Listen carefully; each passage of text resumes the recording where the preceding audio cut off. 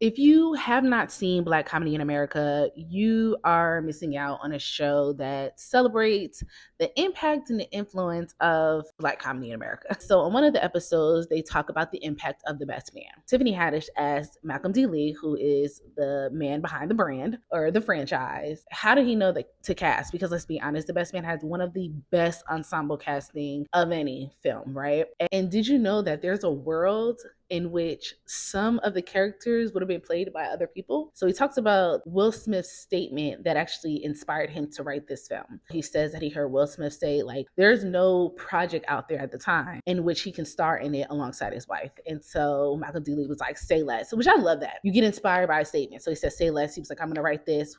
And he wrote it with them in mind. So imagine a world, and I'm going to think maybe he wrote, because he didn't say what role he had in mind for them, but he said he wrote it with them in mind. So I'm going to say Lance and Mia.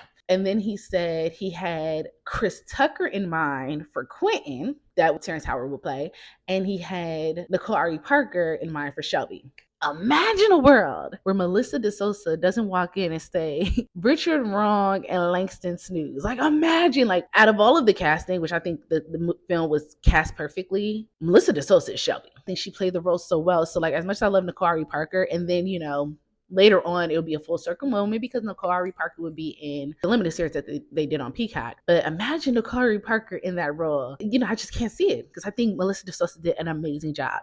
And then I love Chris Tucker, but Terrence Howard is Quentin, okay? Because the scene in which, he's playing the guitar and then he flips it, yeah. And the thing is, and there's no shade, but I don't really find Terrence Howard like sexy, like it's, I don't really think about it like that. But that scene, it was intoxicating to see him do. Like, I get it.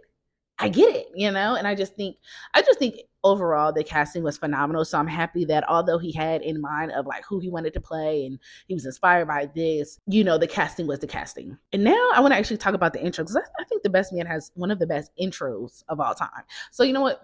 Stay tuned because I'm about to just follow up with a video of the intros because they're just effing phenomenal. But yeah, Black Comedy in America, every episode has been so educational, so informative, so entertaining, and I just love it.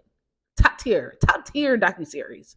Okay, can you imagine a world without some of the actors playing these characters? I'll see you in the comment section.